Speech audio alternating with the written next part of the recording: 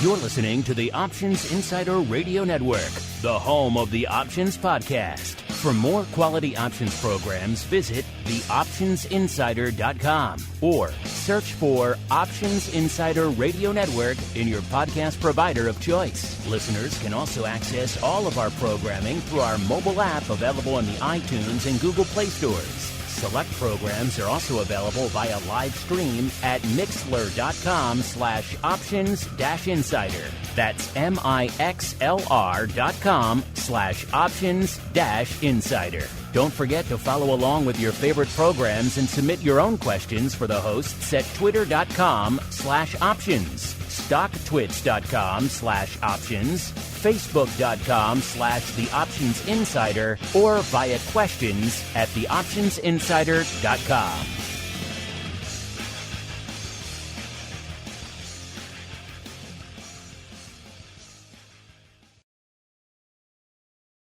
You wanted it, you got it. A radio program that helps teach you options trading inside and out, basic to complex. This is Options Bootcamp. Whether you want to learn how to protect your portfolio, generate income, or even become a master of volatility, the Options Bootcamp drill instructors will break it all down for you.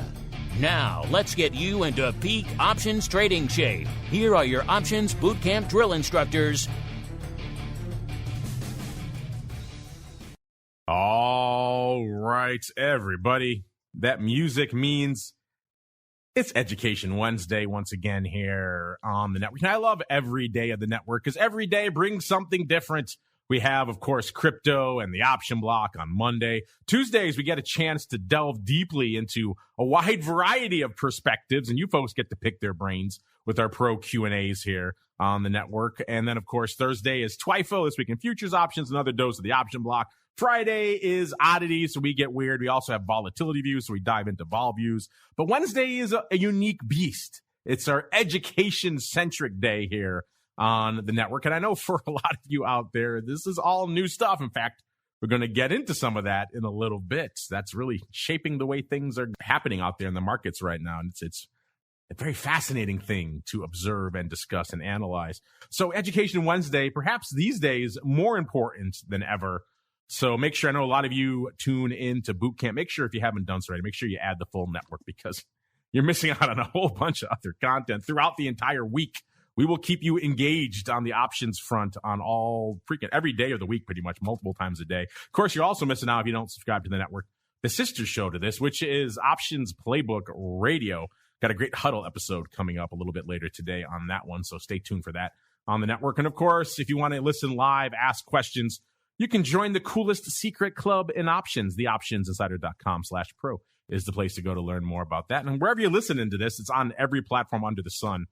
Then make sure if you like it, keep rating and reviewing. It helps all these new folks we're going to talk about a little bit later. Helps all these new folks continue to discover the program. And there are a lot of them out there these days, and they need a lot of help. So we're happy to provide it.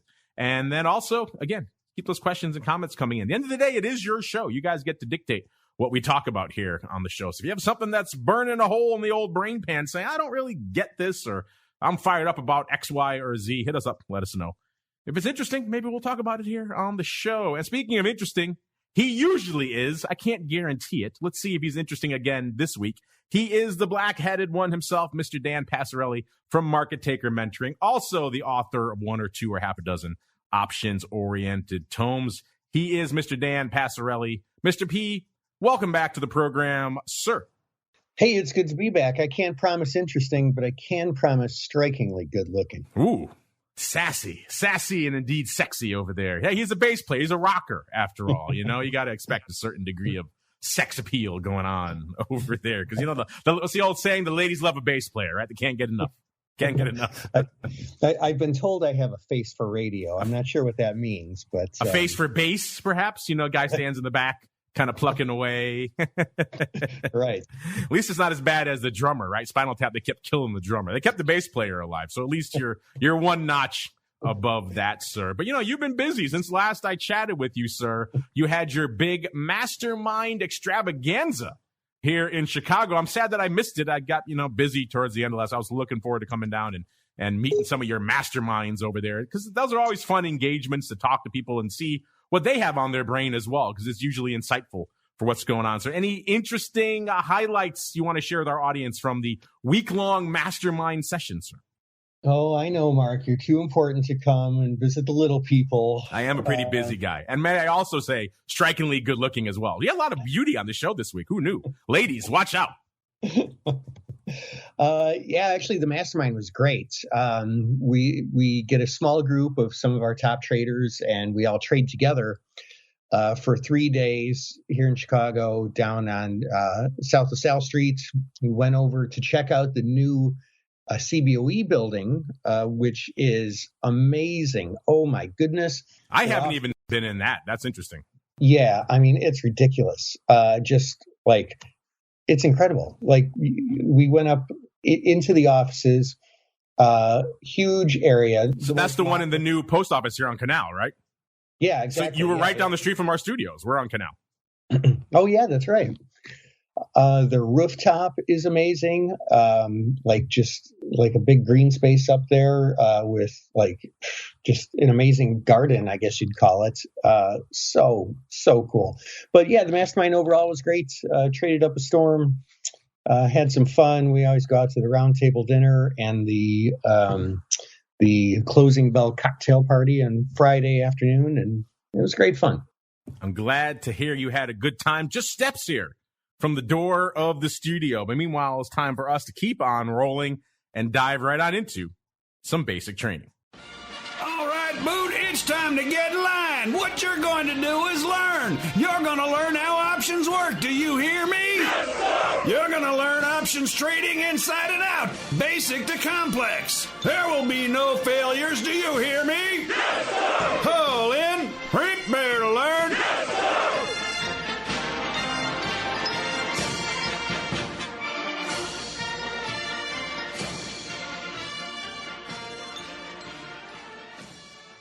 All right, everybody, let's do it. Let's dive on into our basic training, the portion of the show. We break down some basic options concept or technique or strategy, or sometimes just trend in the overall option space, and explain what's going on and perhaps how you can incorporate it, or sometimes how you can avoid it in your portfolio. And today's discussion, it falls somewhere, I think, outside of that spectrum a little bit, but it's something that's been weighing on me for a little while, and we have a poll live right now. Again, a lot of you asked us to bring back our options questions of the week over there. At Options on Twitter is where you can find them, listeners. And so we have done so. A lot of you have been having a ball with those. A lot of interesting data coming out of that. And so we posted a poll this week, our question of the week.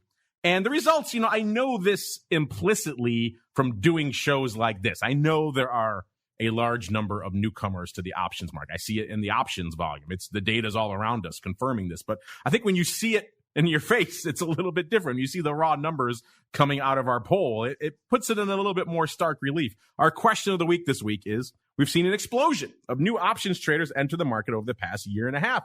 So it seemed like a good time to ask the question, quite simply, when did you start trading options? Give a little poll for our audience out there on Twitter to see exactly what their time frame is. We gave them 4 choices. Post-pandemic, so pretty much in the last year and a half.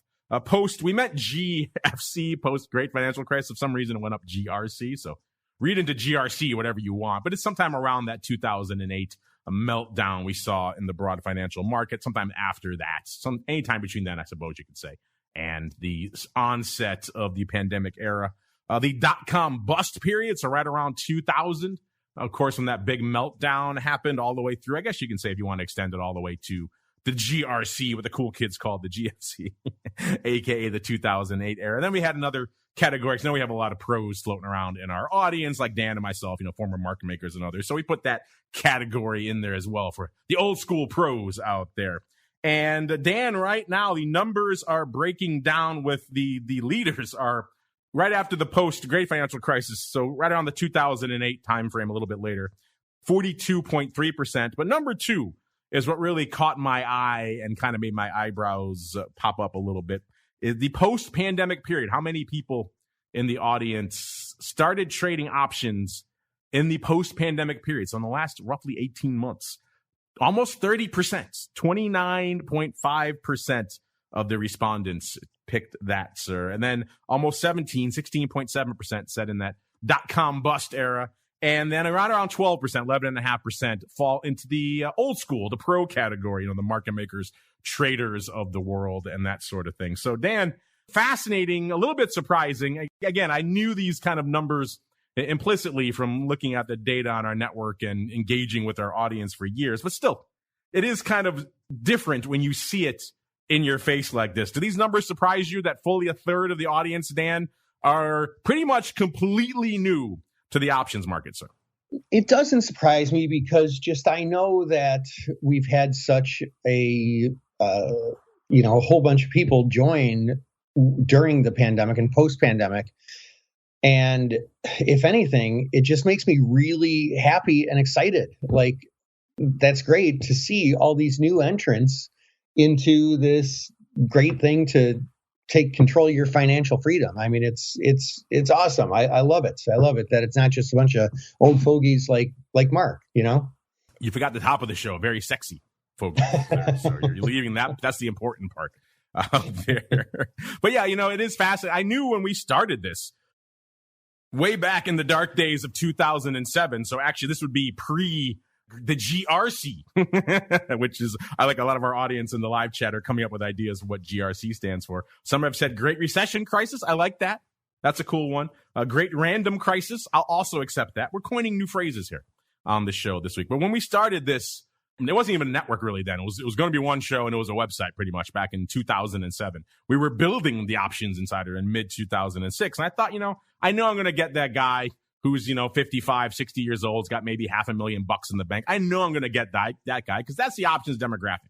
How do I get anybody else? God forbid anybody younger coming into the options space. So we thought about playing around with some new formats, some new platforms, and some new different types of media. Hence, that's why we embraced podcasting. So we were the first ever options podcast and probably one of the earliest, if not I've never seen data on the first ever financial podcast, but I'm sure there was someone out there talking stocks before we were talking options, but definitely the first option. Remember, this is pre-iPhone. This is really pre-iTunes. You had to have an RSS reader to get it. It was super hardcore early. That's also how we got at Options on Twitter. We tried to embrace a variety of different formats before they became mainstream. And that worked. We had a much younger demo than I would say a lot of the traditional options-oriented platforms and outlets out there, which has been great to see. And so we welcome this new era of traders, but still to see it, nearly 30% of people coming into the world of options right now. It has to give you, Dan, I think, pun intended, a somewhat skewed perspective on how options should work. Would you agree, sir? I would indeed, Mark. I would indeed. So that's going to be our subject for today. Let's call it a top 5, maybe top 5 plus list of, let's call them misperceptions, skewed perceptions, things that just aren't the way things are, quite frankly. But if you got into options in the last, let's say, 18 months, you might think are normal. So let's get into some of those things. Let's break some of those down. First off, I'll start with these. Dan, I have my own list here. I'm sure you have some thoughts on them. I'll let you weigh in on mine. Then if you have some additional thoughts of your own, additional entries, if you want to do a 5 plus, we can have at it. Number 1, something we touched on before. Again, these aren't in any particular order. Take them how you will. These are just the order that they came to us as we were coming up with the show here. But the number 1, I think that's going to leap out to a lot of people, a topic we've talked about many times on the show. Call skew, volatility skew in the call wing of your single name equity options. This is not something that is traditionally bid. This is not something that is traditionally elevated. You usually do not see it at, let alone exceeding, the volatility levels of the put wing in the same equity. Why is that? Most equity options, equity indices, all of them, they typically 99.9% of the time trade something that's called investment skew. And what is that? That's, again, look at some of our earlier archived episodes for deep dives into different types of skew and what causes them. But what traditionally happens is people are typically long these underlyings, right? They don't usually, the preponderance of people out there, the investors, don't short stocks, right? They're long them. They're buying them because they want them to go up. That's in the indexes. That's in the single name. So that causes a couple of different things to go on. People have these underlying positions now. They want to go up. When they do go up, they will sell calls against them, either to exit the position or to generate income against that.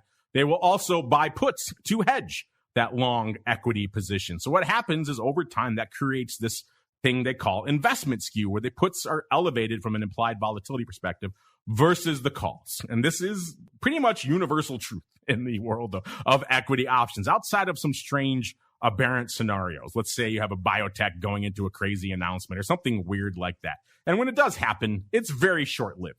And it's not really a phenomenon you can see repeated over an extended period of time. Fast forward to 2021. And now we have not just a handful of names, but a large number of names trading for extended periods at levels where the calls are equal to, if not bid above, the levels of volatility in the put wing. This is not normal. This is not a typical phenomenon. We've just had Matt back in our pro Q&A hot seat, the Oracle of New Hampshire there from Orats, who crunches all of our earnings data for us. And he refers to this phenomenon as the Robinhood skew. It's what happens, a lot of these smaller, newer traders have come in and bid up these options, and this is the result. So much so, it caused so much consternation. There's been a pretty heated debate in the world of options over the last 6 months about maybe we're doing this wrong. Maybe the way we've traditionally priced out of the money calls is not sufficient for the current scenario we find ourselves in, where everybody's buying these things.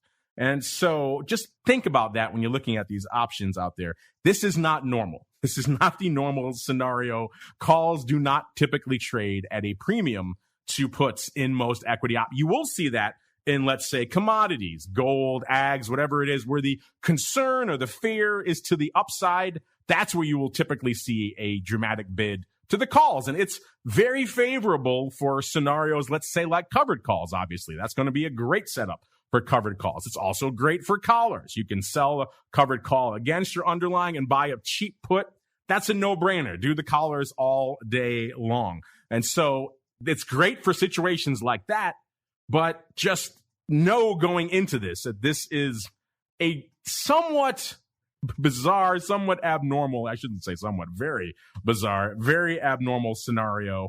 If you had asked me at the beginning of the year, I wouldn't have said really this was, to this extent, would have even been possible, let alone extending, well into the year now. So how long can this continue is, I suppose, anyone's guess. But the notion that this is normal, this is how options are supposed to behave, that is not the case. Listen, so if you go in expecting that for the foreseeable future, it's probably going to come back to bite you in the near term. Dan, I'm sure you've encountered a lot of new clients, new mentees who have come to you with this belief that this is just the way options trade.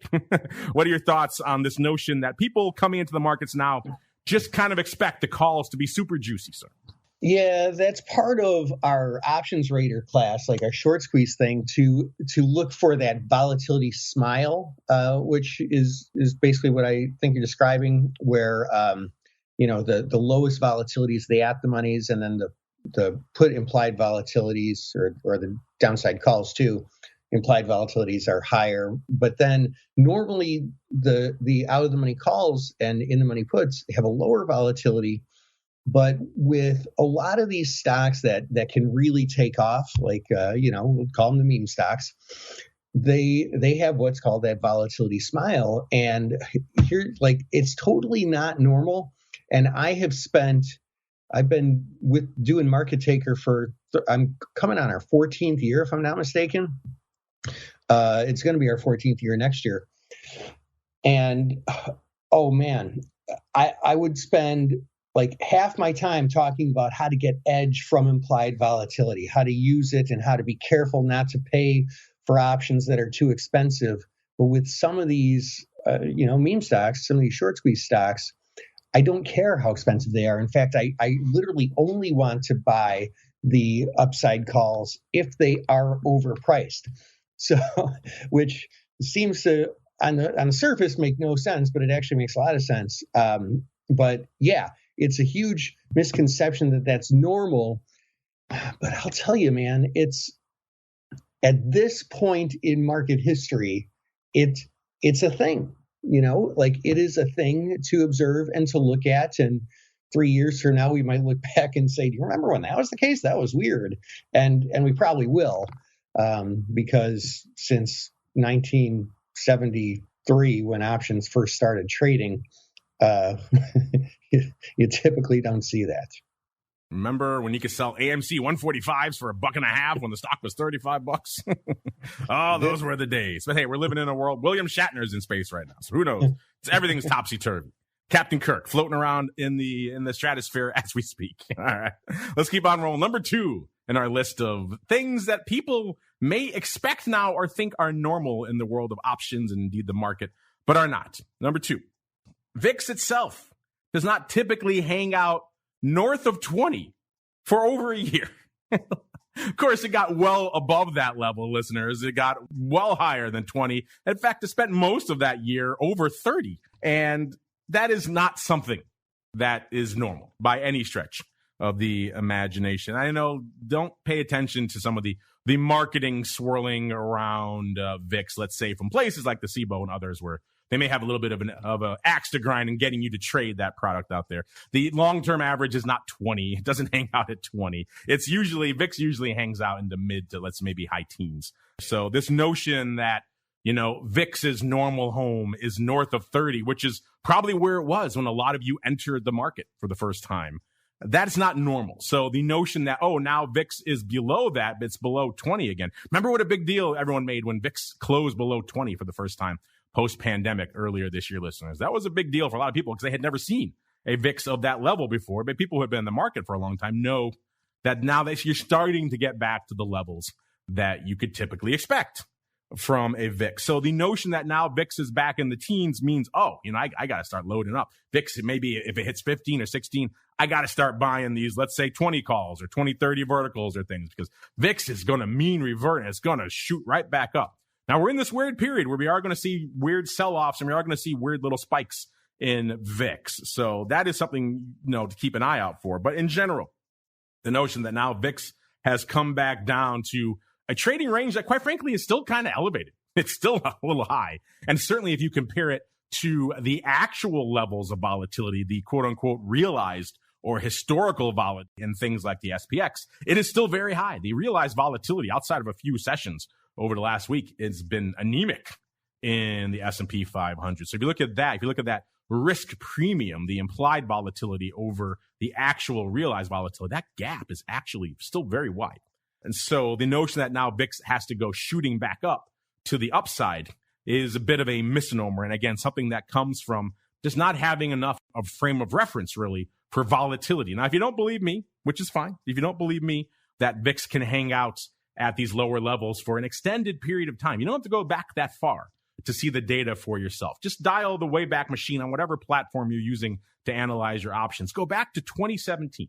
That was the year that the Trump administration rolled into office. And to a person on our network, myself included, the one thing we all said was, you know what, you can say whatever you want about Trump. The one thing you can't say about him, Trump is not a single-digit VIX president. Trump seemed like he was going to be synonymous with volatility. What did we get in his first year in office? The exact opposite. Volatility got squeezed out of the market at levels I hadn't seen in quite some time, and it stayed that way for quite some time. So if you tried to buy upside in VIX over the course of 2017, you did so repeatedly, you lost a ton of money because VIX hung out in single digits for a very, very long time.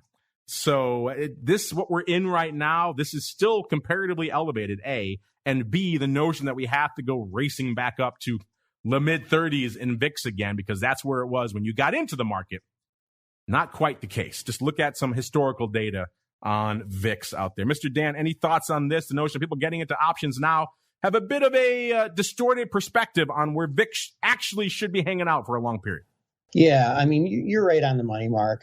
People would say that the VIX long-term average is 20, but it's like the old Mark. I think it was Mark Twain saying, like, there's three kinds of lies, damn lies, and statistics. That's because that encompasses all the big spikes, throughout history, back from 2005 or so when they started tracking VIX for futures. It started longer ago than that. It started as an OEX vol tracker, by the way. But we're living in a VIX period that's just plain weird. Now, that said, whenever anybody gets into the market, for the first time, like, it's always weird. Like, the market is just totally dynamic. It's always changing. Like, I remember, man, back about a good, 10 years ago or so, when the market was just so darn complacent, where the market just kept climbing higher and implied volatility was slightly overpriced. And I was at a party and this dude's like, "Oh yeah, I trade options." I'm like, "Oh cool, what do you do?" And he's like, "Man, I just sell naked puts every month, and I haven't had a losing month in 2 years."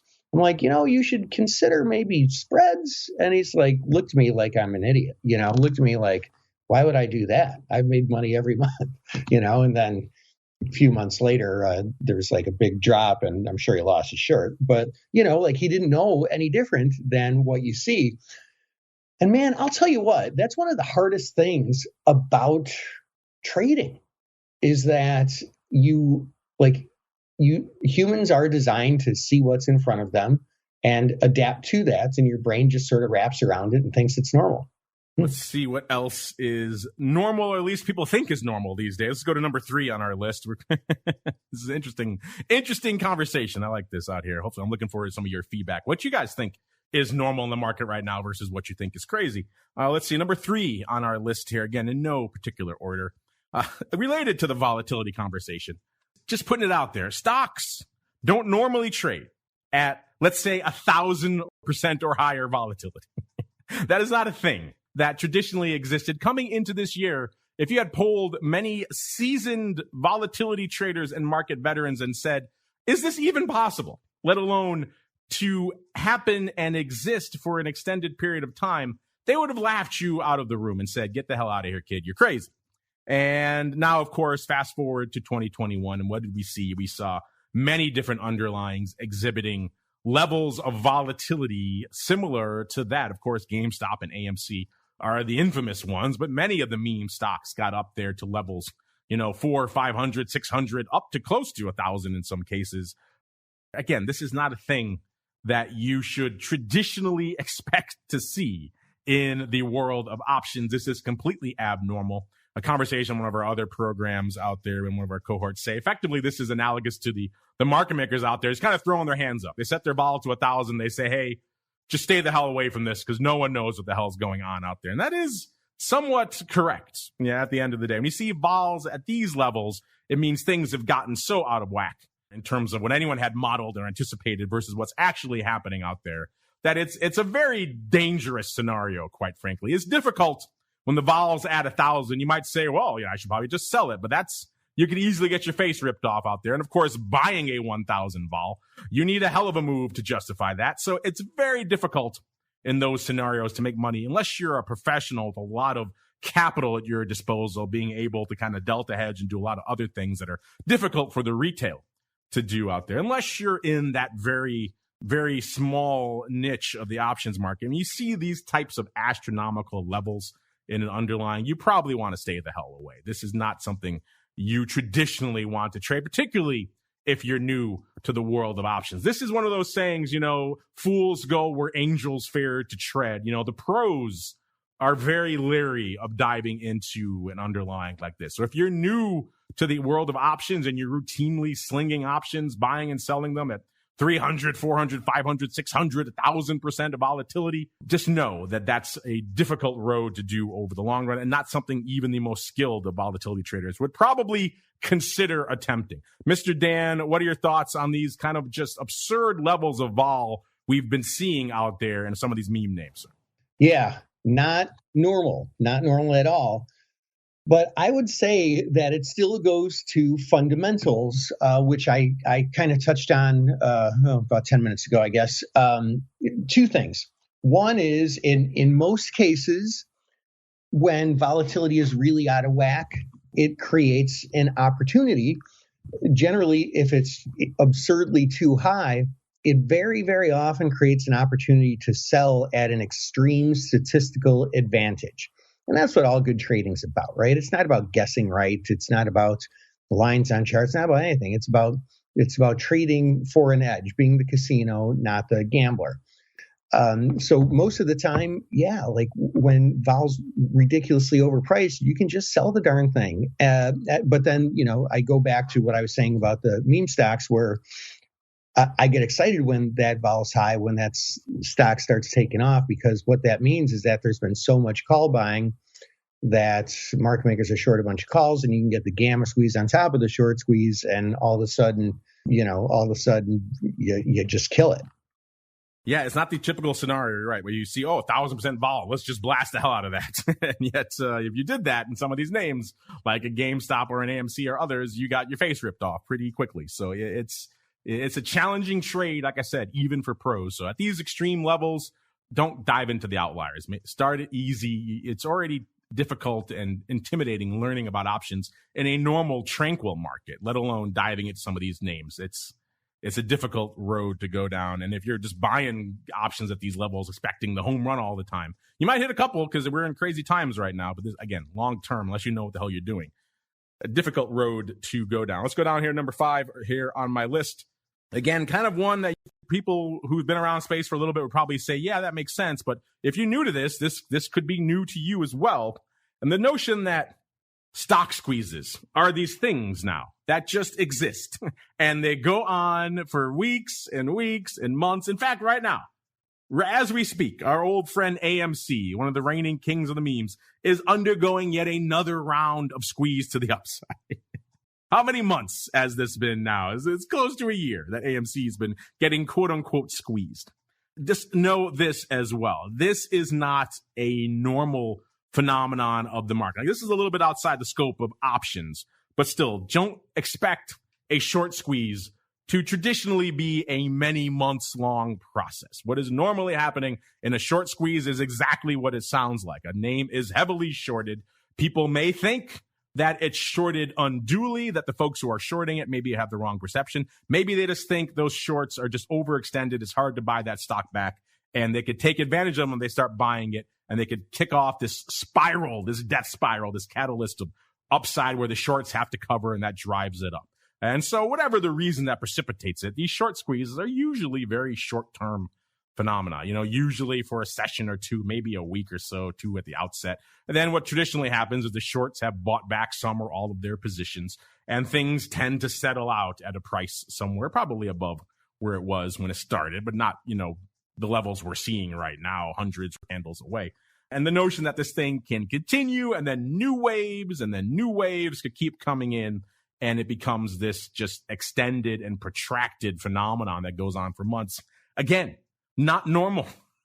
Nothing we've seen so far in this year has been what you would consider normal. So the notion, you see this name, you think, I think this might be a short squeeze name. This is something I want to get into for the long term.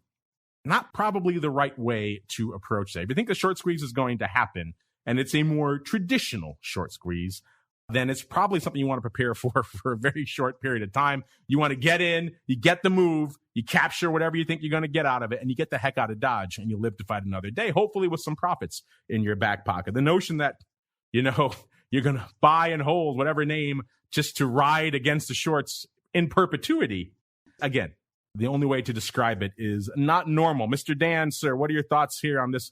We're just all living in a protracted, endless short squeeze, sir. I know it is the strategy in vogue. But yeah, you hit it right on the head with the management of it. There's a lot of folks on the Reddit boards and stuff where I mean, frankly, like they say they have a different motivation than actually making money. Obviously, I think making money is part of it, but they want to buy and hold these things to shake out the short sellers and sort of take on Wall Street. And hey, man, if they want to do that, that's fantastic. But me, like my trader's mind, I'm doing this to make money, to create a profit. And these are not buy and hold strategies. Like these are buy and take your profits. And like the management is the big thing of it. Like the management's the biggest part of our options rater system. It's very, very important to get out when the getting's good, as they say.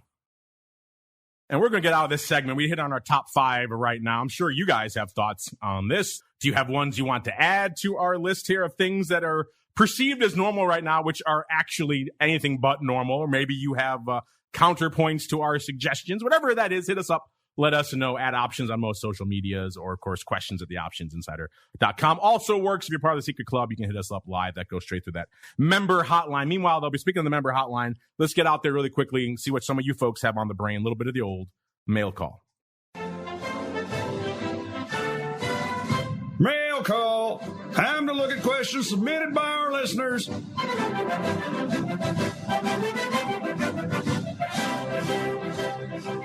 All right, everybody. Welcome to the mail call. Like I mentioned at the top of the show, we have a poll right now asking you guys when you started trading options, quite simply. And it's been fascinating to watch. It was kind of the genesis of this whole episode. Right now, the post GRC, as the cool kids are calling it, is leading the dance with 42%, but hot on its heels, almost 30% post-pandemic. I'm curious, where do you fall? Go to @options, make your voice heard. You got about a day or two left in this one before it goes the way of the dodo. So you folks listening after the fact on the podcast feed can play along as well. Speaking of questions of the week, we asked you on our last show. It was hot and heavy. This was also inspired by a listener question. You listeners are just the best. You send in such great questions. This was inspired by, what was the most confusing trading strategy. So we put it out there to you, gave you 4 choices. Is it straddles or strangles, time spreads, butterflies, or other? You guys sent in a bunch of different others. I think puts, verticals, iron condors, box spreads got a surprising amount of love, which is interesting. Remember, we created this poll around butterflies, and they got 31.4% of the vote, but 45.1% of you said time spreads. It's hard for me to disagree with that. Time spreads are extremely confusing to most people out there.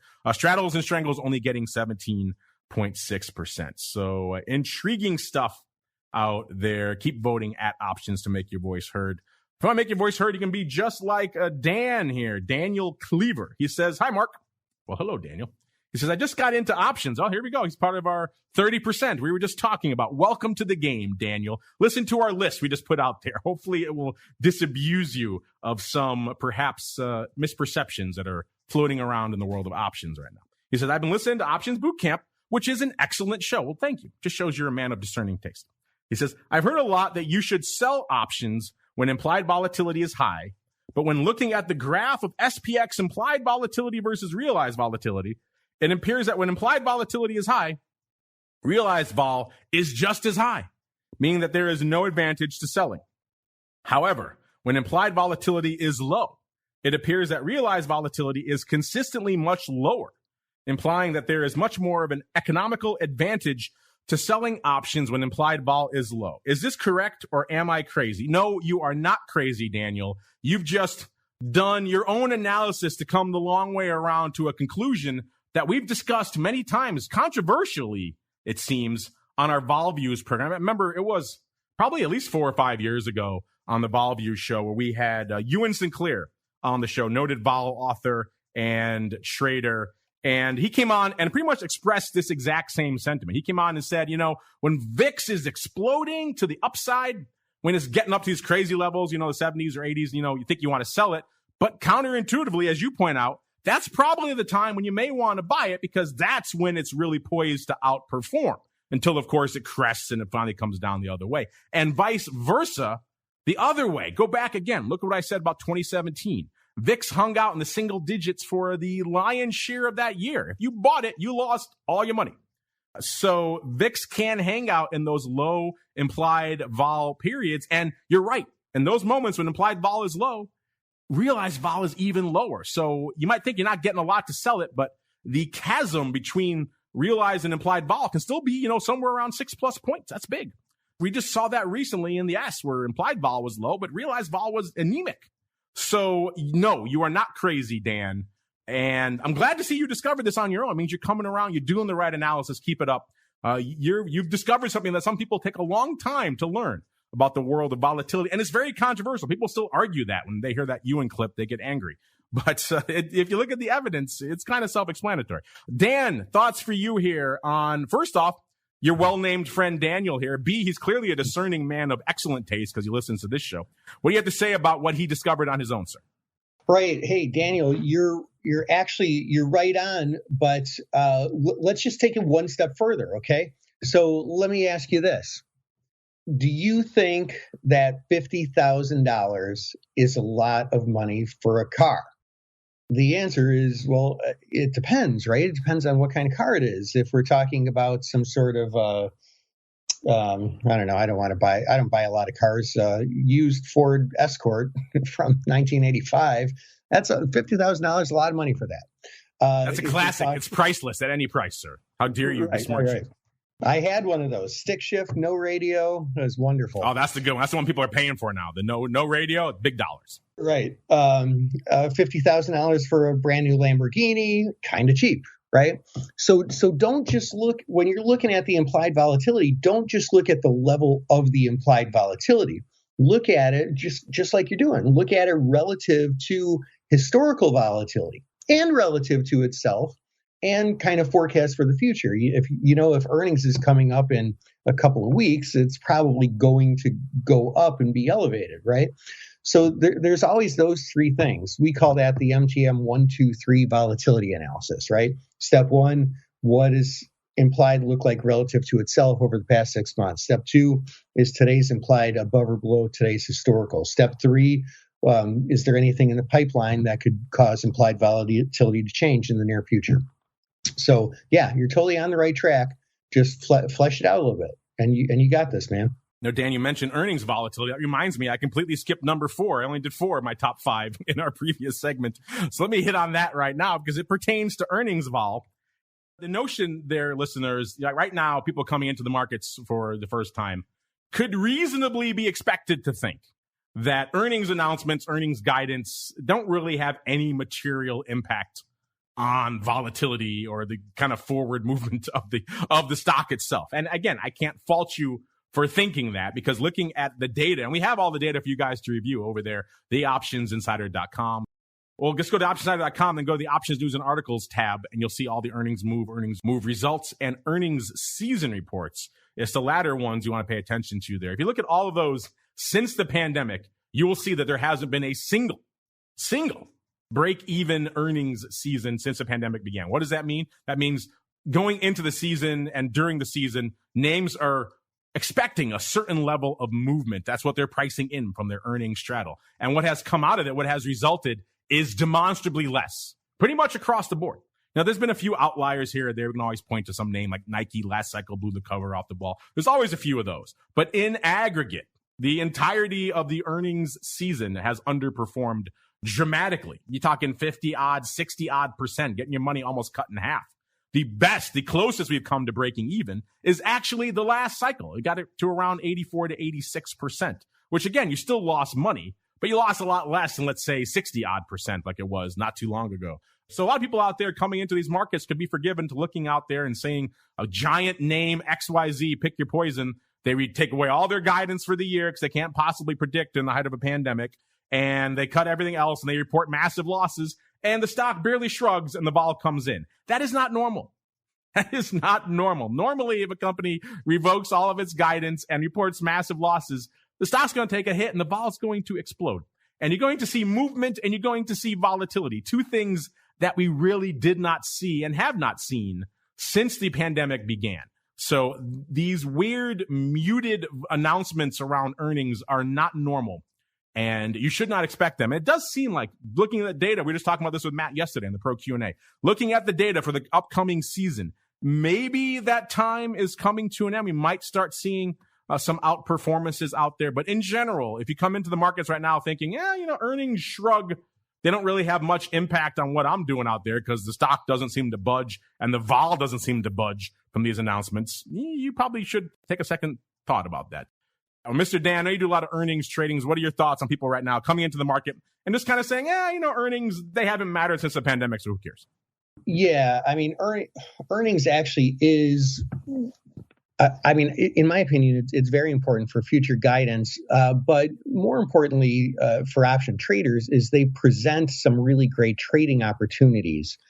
I'm actually having a webinar, tonight if you're watching it live, but I'm going to repeat it a couple more times this week on our earnings trading system. And usually I'll try and create a little short link that's easy to access, but we're just inviting our audience. And so if you go to my website, markettaker.com, just go there and click on join free in the top right, and you'll get an email invitation for being part of the family.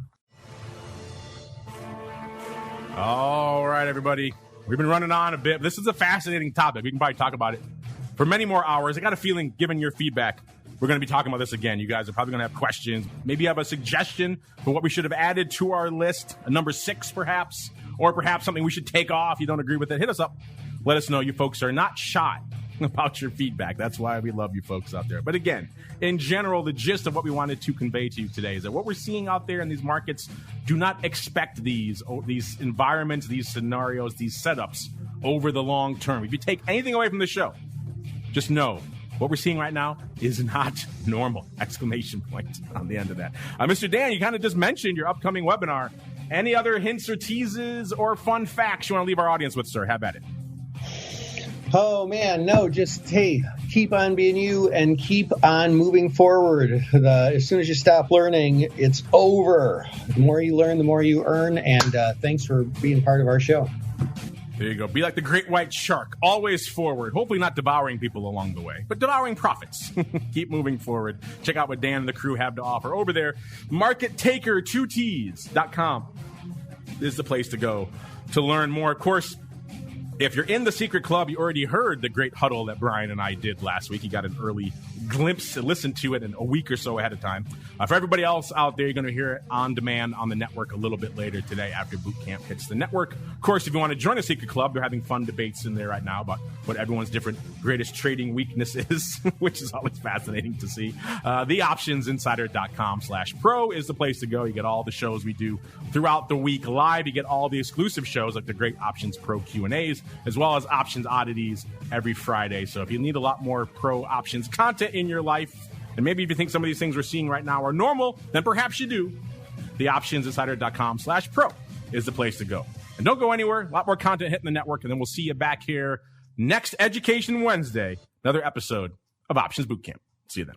You're listening to the Options Insider Radio Network, the home of the Options Podcast. For more quality options programs, visit theoptionsinsider.com or search for Options Insider Radio Network in your podcast provider of choice. Listeners can also access all of our programming through our mobile app available in the iTunes and Google Play stores. Select programs are also available via live stream at mixlr.com/options-insider. That's mixlr.com/options-insider. Don't forget to follow along with your favorite programs and submit your own questions for the hosts at twitter.com/options, stocktwits.com/options, facebook.com/theoptionsinsider, or via questions at theoptionsinsider.com.